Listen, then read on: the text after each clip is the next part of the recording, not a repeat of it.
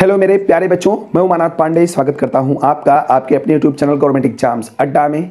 बच्चों, एक बार फिर से आप सभी लोगों को चिल्ड्रंस डे की ढेर सारी शुभकामनाएं। चूँकि आप हमसे जुड़े हैं तो मैं भी आपको बच्चा ही मानता हूं, अपना स्टूडेंट ही मानता हूं और आप लोगों से उसी तरीके का प्यार मिलता है जिस तरीके से हमारे अपने बच्चे हमको सम्मान और प्यार देते हैं। बच्चों, आज वैसे तो मेरे थ्रोट में इन्फेक्शन है और आवाज़ बहुत अच्छे से नहीं निकल रही है, लेकिन कई दिन से बच्चे मैसेज कर रहे हैं कि सर एग्ज़ाम हॉल में क्या क्या लेकर के जाना है और कौन कौन सी चीज़ें प्रोहिबिटेड हैं। सीबीएसई ने अभी कुछ बताया नहीं है तो उसको बता दीजिए सर। तो बच्चों, सीबीएसई ने बता दिया है, एक्चुअली लिस्ट जारी हो गई है और बहुत सारी चीज़ें इस बार एग्ज़ाम हॉल में आपको लेकर के जानी है और क्या क्या लेकर के नहीं जानी है, सब कुछ मैं इस वीडियो में क्लियर कर दूँगा। कुछ ऐसे भी बच्चे थे जिन्होंने प्राइवेट बच्चे थे या कंपार्टमेंट वाले थे जो मतलब एक्चुअली प्राइवेट थे और उन्होंने रेगुलर बच्चों के रूप में एडमिशन लिया था, उनको क्या लेकर के जाना है।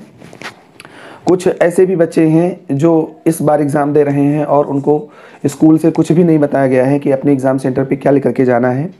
तो मैं क्लियर बता दे रहा हूँ बच्चों, वीडियो को पूरा देख लेना और अच्छा लगेगा तो लाइक और शेयर ज़रूर कर देना। बच्चों, सबसे पहली चीज़ तो जो सबसे इम्पॉर्टेंट चीज़ है वो है आपका एडमिट कार्ड।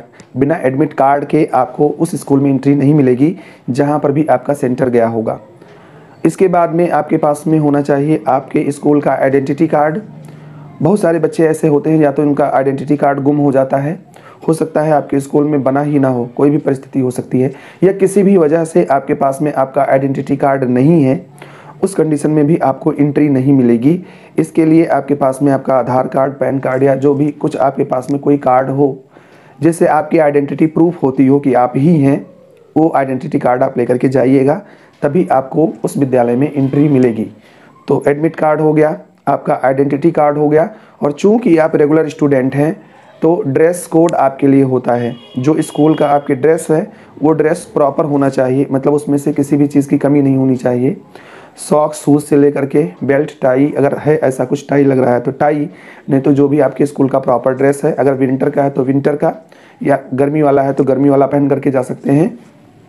नॉर्मली जो हाउस ड्रेस है आपके स्कूल का उसको ना पहन करके जाएं तो ही ठीक है, जो नॉर्मल ड्रेस है वही पहन करके जाएंगे।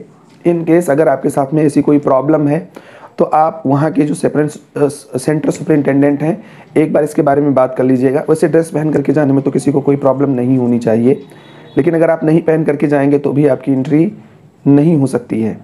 तो ये तो हो गई कंपलसरी चीज़ें। इसके अलावा दो और चीज़ें कंपलसरी हो गई हैं इस बार, एक तो सैनिटाइज़र और दूसरा मास्क। अच्छे तरीके से आपको पहनना है एग्ज़ाम हॉल में जाते टाइम, और आप कोशिश करिए कि आप खुद का सैनिटाइज़र भी लेते जाइए, ज़्यादा बेहतर रहेगा आपकी सुरक्षा के लिए।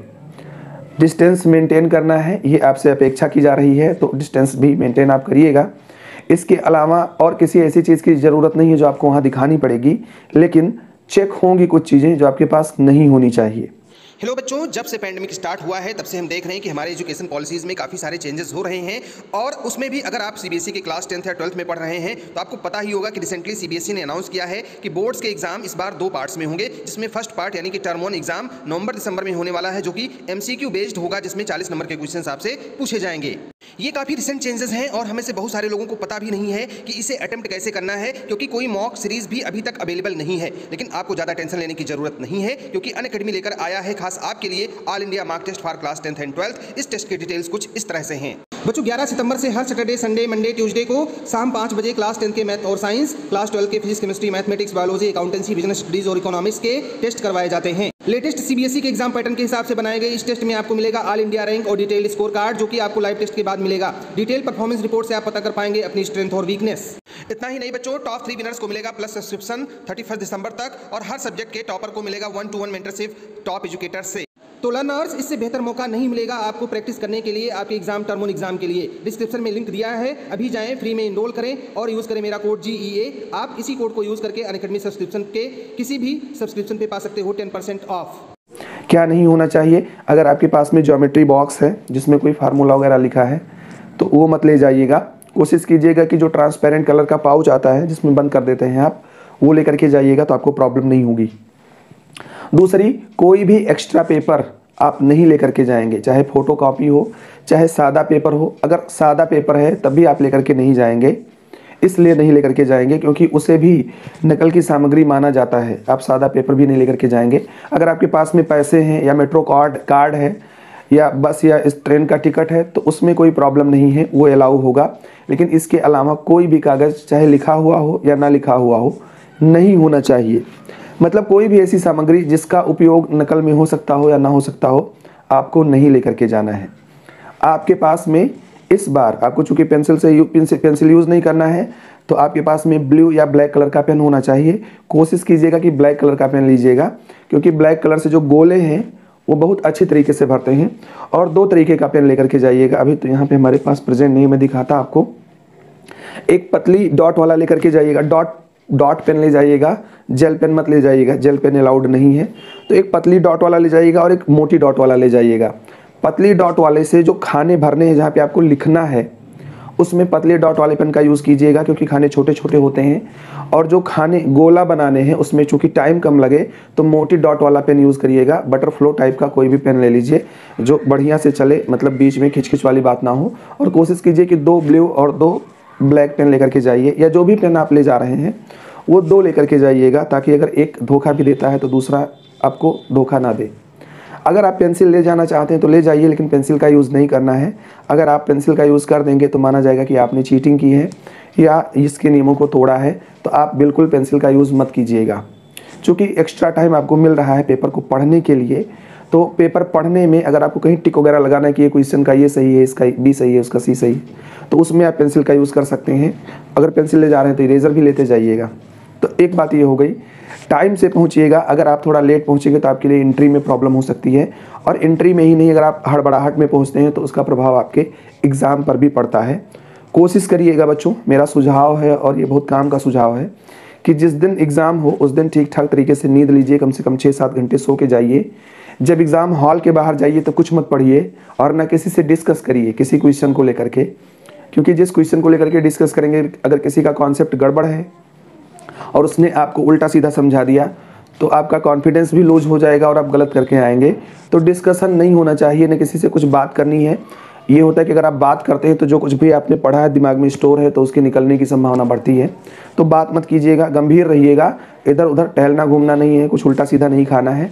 और अगर आपको थोड़ा बहुत दिक्कत होता है तो पेट की दवा खा के जाइएगा, क्योंकि अगर पेपर टफ आता है तो ऐसा देखा गया है कि जब घबराहट होती है, मतलब जब भी आप डरते हैं तो पेट गड़बड़ हो जाता है, आपका पेट दर्द करने लगेगा या बार बार आपको लगेगा कि मुझे टॉयलेट जाने की ज़रूरत है। तो एक दवा गैस की या मतलब ऐसी कोई दवा आप खा लीजिएगा। मतलब चाहे तो आप डॉक्टर की सलाह लें, मेरी बात मत मानिए, लेकिन अगर आपको पेट की दिक्कत है तो उसका प्रॉपर ट्रीटमेंट लेकर के जाइएगा। बच्चों के साथ अक्सर ये दिक्कत हो जाती है, उनका पेट खराब हो जाता है अगर पेपर टफ होता है या घबराते हैं तो इतनी व्यवस्था करके जाइएगा। क्वेश्चन पेपर जब आए उसके बाद किसी से डिस्कशन मत कीजिए, क्योंकि सीबीएसई कई बार डिबार कर देती है बच्चों को। और किसी पे विश्वास भी मत कीजिएगा कि वो हमें सही बता रहा है, कि आप सोचो कि पहले का कौन सा सही है, ये वो करके पूछ लो और हो सकता है कोई गलत बता दे तो आप बाद में पछताएंगे। कोशिश ये करिएगा, चूँकि निगेटिव मार्किंग नहीं है, तो जो क्वेश्चन आपको नहीं आ रहे हैं उसको मत भरो, ना गोला भरो ना बॉक्स भरो, उसको छोड़ दो, जो आ रहा है उतना कर लो। उसके बाद में चूँकि सफिशिएंट टाइम होगा, 20-25 मिनट में आपका सॉल्व हो जाएगा पेपर।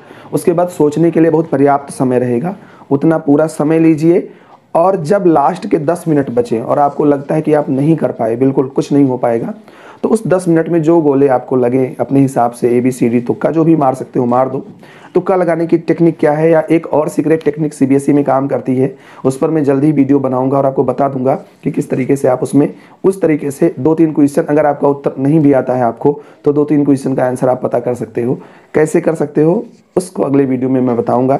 थोड़ा गला भी सही नहीं है और वीडियो भी लंबा हो जाएगा बच्चों। तो वीडियो कैसा लगा है ये हमें कमेंट करके बता दीजिएगा, कहाँ से वीडियो देख रहे हो और आप हमें कब से फॉलो कर रहे हो। बच्चों ऑल द बेस्ट, आपका एग्ज़ाम बहुत अच्छे से हो, आप बहुत अच्छा नंबर पाएँ, हमारी ढेर सारी शुभकामनाएं आपके साथ में हैं। Thank you.